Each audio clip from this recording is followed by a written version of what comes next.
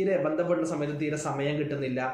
പെട്ടെന്ന് തന്നെ ഇതിന്റെ പേര് പോലെ തന്നെ നിങ്ങൾക്കറിയാം ശീഘ്രസ്ഖലനം. അതുപോലെ തന്നെ പെട്ടെന്ന് തന്നെ സ്ഖലനം സംഭവിക്കുന്നതിനെയാണ് ഈ ശീഘ്രസ്ഖലനം എന്ന് പറയുക. അതായത് അധികം സമയം കിട്ടുന്നില്ല, ബന്ധപ്പെടുമ്പോൾ പാർട്ട്ണറെ തൃപ്തിപ്പെടുത്താൻ കഴിയുന്നില്ല.